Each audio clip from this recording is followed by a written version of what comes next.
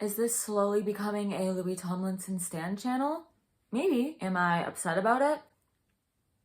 No, not really. Hello everyone! Welcome back to my channel. My name is Jessie, and today we are going to finally be watching the Louis Tomlinson Faith in the Future track by track. Today I'm just reacting to part 1. I've really wanted to just go ahead and watch it on my own time, and I was like, no, I should do it on the channel so that we can all like talk about it together. I'm excited. I just am really intrigued to know like the story behind each of these tracks and like what he went through to create them. I'm literally so stoked, y'all. Before we get into the video, please make sure to give this video a like. And don't forget to hit the subscribe button so that you can see more videos like this. Oh, and also ring the bell so that you like don't miss anything, because sometimes if you don't ring the bell, then you miss it. You don't want to miss it. I'm so tired. Let's get into it. Let's get into it. Let's get into the video. Oh my gosh. I'm so excited. I haven't seen too many interviews of his, so I'm also excited for that aspect of this. Okay, I'm gonna hit play. Very loud, very loud. It's cold in there, isn't it? How are you? You okay? Who is that? Oh, yeah, it's cool, isn't it? Yeah, it's alright. Yeah. How are you? I'm alright, yeah, I'm Yeah. alright. Just didn't have a break between this and tour, so I can just feel it, you know? Yeah, he just like got off tour, didn't he? This is a nice time, it's nice. Now I'm finally gearing up to release, because it feels like I've had it for the longest time. Yeah. Congratulations, though. Thank you. Oh, so he filmed this before he even released the album. That's actually like, you might not think that's a big deal, but like that's big when it comes to interviews, because you're so nervous in an interview that's happened before you've even released it, because you don't know how people are taking it. You don't know what public opinion is on this piece of work. So that's an interesting layer that I didn't know we had. I do feel really good about it. Good. I feel a lot better this time round. Good. Because the first record, I was kind of just chasing what I thought I needed to do. Yeah. That makes Whereas sense. with this one, you know, regardless of how it does really, I feel like it sums me up as an artist, so it's kind of... That's so sweet. I've taken a bit of pressure off myself just by following the art, do you know what I mean? Obviously people often talk about that second record and, you know, how it can be challenging. But I think where it was different for me was, because I come out of One Direction and made all those albums with them, my first record almost felt like the second record. That's really true, because yes, it's his first record as an artist, Walls was, but it's not like his first introduction to the world of songwriting and releasing music. Like he's done it like I think 5 times before. How many albums does One Direction have? I don't know. So for him, it's like he said, it's like a second record, and he has to kind of try to keep up the hype that he had from those other records, except this time he's doing it alone. So that adds a bunch of pressure, because this time he's not only having to think about competing with everyone else in the industry. What is my hair doing? Oh my gosh. He's having to think about competing with his old bandmates, and that's a lot of stress. You know, I'd had that moment with One Direction and then coming out on my own. So there's a lot of pressure. What I realise now it's just I've got a clearer picture in my head of what I want and what I need out of what I'm doing. I've got to do what I love, because I've been lucky enough to have experienced all the highs of One Direction. So on my own, it's more about just following my heart. But I will say I'm lucky that I've got a fan base that are willing to listen to what I like and kind of really trust in my instinct, because you don't want to go into the second record feeling like you're alienating.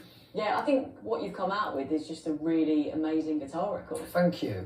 Yeah. It is a guitar record. Yeah, I mean, to be honest, it was what I set out to make on the first record, but I just wasn't brave enough. I worried about alienating the fans, and I thought, you know, let's put these crossover songs on there on the first record that kind of feel like some of the One Direction stuff, and maybe it was confidence. I just felt more confident in doing what I wanted to do. It's more in line with what I like listening to. Yeah. I like how he said it's more in line with what he likes listening to. Like as an artist, by the way, I am also an artist. I'm a singer-songwriter, and I just came out with my EP Shades of Gold, so I'll link it below if you want to listen to it. But you want to make music you want to listen to, because then why would you be making this music? It's not authentic to you. You know, he talks a little bit about how this is the record that like he really wanted to make, and that Walls was almost like a stepping stone. He didn't want to alienate people, and that's always the battle that an artist has going on in their head. It's like, I want to experiment, I want to do something new, I want to try things that I love, but I don't want to alienate the listeners that I already have. It's this weird juxtaposition between, I don't want to alienate people, but I also don't want to bore people. And I want to appease my inner artist. I want to do what I want to do. Okay, let's keep watching. So to have made a record like that, I'm not going to lie, I've not really been in this situation before. Don't get me wrong, I loved the One Direction stuff. I love that he loves the One Direction stuff. It's easier to kind of disassociate when you're part of a group like that. This is the first time in my career where I've got an album that I actually would listen to every track on it. Let's talk about the title then. Faith in the Future. When did that come to you? Maybe like 6 months before lockdown. This phrase, not really that like hippie like that. In terms of It is a very like hippie title. I know what he means.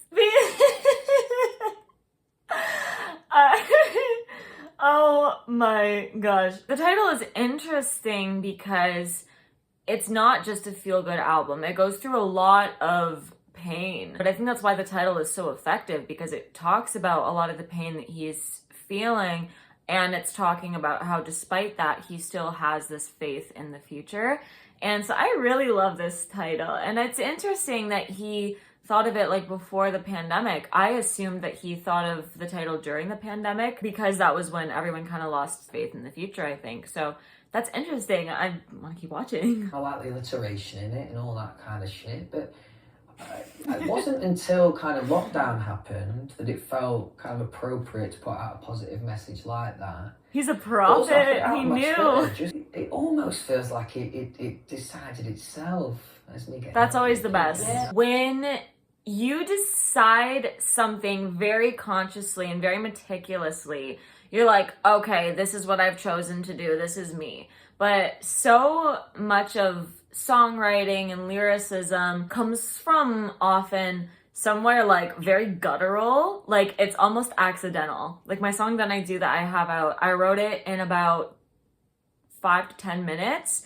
And when I look at the lyrics and I hear everything, I'm like, did I write that? Like, it was such a blur, the process of it, and it kind of just really spilled out of my brain, that it wasn't this like me consciously trying to write a song. It was just like it happened almost on its own. I think some of your most authentic songwriting comes from that place where you're not even trying and it just happens. So it's interesting that he's talking about that phenomenon when it comes to the title of the album. It's kind of taken on a world of its own, and it's kind of no longer just his, it's also the fans now. Okay, let's keep watching.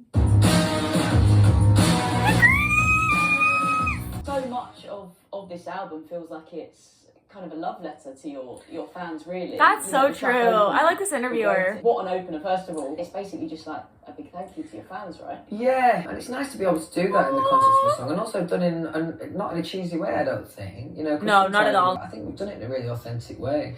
That That's song so was true. originally written not necessarily as the album opener, but as the tour opener. I've always got the live show at the front of my mind. I just have to pause it there to talk a little bit about that. A lot of y'all were saying in my comments when I first reacted to Faith in the Future, were saying like he wrote that as a tour opener even more than he did as an album opener, and that he always thinks about playing live. And I love that about him because that song's gonna be so good on tour.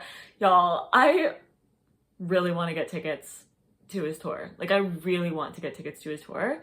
It's just that I literally don't have anyone that I can see this tour with, and I'm too scared to go alone. Like the only Louies I know are you guys, and like, though I love you so much, I watched too many episodes of Criminal Minds to like meet someone over the internet and like go to his show together. So I'm like, darn. I'm still like really upset about that. But there is like some songs you write like for the purpose of the songwriting, and then other songs you do write more thinking about what it would be like live. That's honestly kind of this one song that is off my debut album that's gonna come out soon. It's called Victory. Spoiler. And that one is like gonna be so sick live, and I'm so excited. And when I was writing it, I was like thinking like this is gonna be cool live. Like I was already choreographing stuff in my head as I was writing it. So to know that he does that too is so cool. I can imagine you walking out on stage playing that song first of all. It has that feel about it, doesn't it? Yeah, and also the fact that it's not only is it going to be the opener, but it's also straight away from the off, you know, a message or a concept about the connection between me and the fans, and that's also a nice way to start the show. I love that the first few tracks on the album all have that energy about them. Very Arctic Monkeys about it. Are they a big influence on you? Massively. I mean, they're only from down the road from where I grew up. It's not as if you go into these sessions, you know, trying to replicate or even drawing too much inspiration. They kind of just happen naturally because, you know, they've had an effect on you over years. I mean, don't get me wrong, he's probably my favourite lyricist, Alex Turner. Ooh, that's from the off. Once we had that lead part, it kind of really set the tone for the kind of style that we wanted to do. Somebody told me Bigger Than Me! Bigger Than Me makes me feel so happy! Bigger Than Me is another song that just encapsulates the fan base. Yeah, it was a bit of a journey, that song, conceptually, because I don't think I could have written that song on the last record. Because I've now got some tour experience under my belt. And I know what those shows look like, I know what those shows feel like. There was a certain way that I've carried myself for so long. I like to feel grounded because I just like normality. I like my own stuff. That was a moment where I'd seen these shows and I could see how important it was to me, but also how important it was to those people in the crowd at the moment. We share that moment together and it, you know, transcends me and them. It felt like the right first look out of the album because it was the first single. Maybe I wanted something to feel ambitious, which it definitely does. Yeah, she's totally right. It does feel so ambitious and it works. Like sometimes things are ambitious and it's like, oh, maybe like, you know, tone that ambition down a little bit. But it's like trial and error. You tried it, didn't quite work. But this was something that super duper worked for me. It just had such nostalgia to it. And that song makes me so happy. Who is this person interviewing him? Can I get a job interviewing Louis Tomlinson? Just kidding. That would be horrible. No one would want to watch that. I'd be like, and he'd be like, and I'd be like, and he'd be like, are you going to ask me a question? Have y'all ever seen that episode of Community where Troy's like, I didn't want to meet him. I just wanted a picture because you can't disappoint a picture. LOL. Lucky again, lucky again, lucky again. This is like the first song that made me like fall in love with him. The first song that made me fall in love with him is called Lucky Again, and the guitar lines on this I absolutely love. That's how it started, actually. J Moon started with that guitar riff, and from the off, it feels kind of like hypnotic, really, to me. The first time I heard it, and that kind of set the tone for the rest of the song. Chronologically, you've had songs like Written All Over Your Face, you've had songs like Bigger Than Me, that these big moments. I think it's important to have. I'm not going to call it easy listening because maybe that's, you know, a bit offensive to the song. I love how he's like, I'm trying not to offend his own song. That's so cute. That's actually really interesting to me that he said that it kind of came from this guitar riff. Different writers write very differently, obviously. Some people, they love to start with an instrument and then kind of build off that. Others like to start with just complete lyrics, like no music, and start with that. I tend to essentially accidentally like write a melody in my head and then just like scour my house frantically searching for my phone, and then I'm like get out my voice memos and I'm like na na na na, and I hum it into my phone, mostly because I don't play an instrument well enough to like do it on that instrument. Like I play the piano and I can do like chords and everything and I can perform with it, but I can't like sit down at the piano and like, you know, just kind of write something like on the piano. The only exception in my discography is a song that's actually already out. It's off my EP Shades of Gold, and it's the first song and it's called Make It Up to You. That song started with the tinkling piano and that melody. So interesting. I can kind of relate a little bit to his story. My best songs have been written, or at least the ones that I've enjoyed the most, have been in the UK. You just have this feeling of home here. Instead of, you know, booking a studio out Monday to Friday, 12 till 6. That's a terrible way to write. When you do it that way, I'm glad he didn't do it that. kind of feels like work. Yeah. And Yeah. you get in at midday and you know that you've got to get out there by 6 p.m. It kind of stains the air. It does. It changes the way that you create. It needs to come out I was lucky naturally. enough to, as opposed to really kind of trying to search out for those moments, you just wait until you feel creative, and then someone will inspire someone else to be creative, and before you know it, you're writing a song. You can tell that it's so much more natural that way. These songs, they have something so natural about them. You can tell that he was so in his pocket with the creative process. That's very evident just by the caliber of the record. It is just never a good idea if you have like a record that you have to make to force yourself to sit down and write a song. Like, you can do that for practice, and sometimes great stuff will come out of it that you can use, but I personally have never found that I can just force myself to sit and write. Like, it really comes in waves. It depends on the day. It depends on how I'm feeling. I can definitely force myself, and I do come up with some great stuff, but I think the best stuff truly does come when it's just coming completely naturally and unexpectedly. I did writing camp with Joe Cross, Theo Hutchcraft, Writing camp, that sounds fun. Dave Snedden. The first day I got there, I think we were going to write that night, but I didn't really know anyone personally that well. So we just went to the pub that evening. That's so good. And we spoke about music almost like how I talk to my mates about football. That's so fucking passionate. I felt like we really understood each other musically before we'd even started the session. So those things, I think, they do make an impact on what you create, definitely. They 100% make a huge impact on what you create. I mean, for me, like, all my songs are completely self-written, so I wrote them all by myself. But I do have these amazing producers, Will Cran and Emma Whale.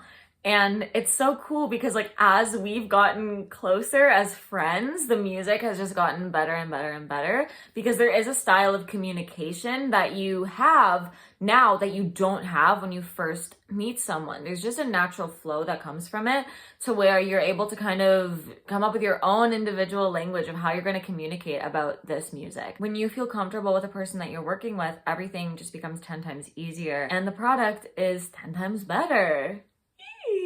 But yeah, just proud to work with proper artists. Y'all were saying that in my comments. It's not just songwriters, is it? It's actually mostly artists. Was that a conscious decision? You guys were saying this. Sometimes with a professional songwriter, let's call them that, a professional songwriter, and they write hits for a living, that's their livelihood. So to ask them to go in the room and we want to write an album track, sometimes those are difficult things to ask for, because at the back of the mind, they're not going to make as much money. It's like a single, who knows? Yeah. And all of a sudden, you're changing the song. Whereas with artists, they completely understand that, you know, this is a 16-track album. Track 11 is as important as track 1. That's where I feel like there's been a massive turning point for me as a creator and writing with these people. Is there's so much attention to detail that every song deserves, and you get that with artists. Oh my gosh. I love that so much. It's so true. When there is a songwriter, they make money off of these songwriting credits. So the better that song does, like, the more money that they'll make. Like, they are hired to make a hit. Artists understand the importance of albums and deep cuts. Just like he said, every track is equally important. You're not worried about making a hit. You're worried about making an album, a cohesive body of work that tells a story. So I'm really glad that he's found the pocket of the industry that he really wants to work in and make music in. Oh my gosh, that was so fun, y'all. Like, I loved watching that. I love the interviewer. Obviously, I loved him. It was really cool to, like, finally watch him in a properly in an interview. Let me know in the comments below, like, what you thought of this kind of video and whether or not you want to see a part 2. Also,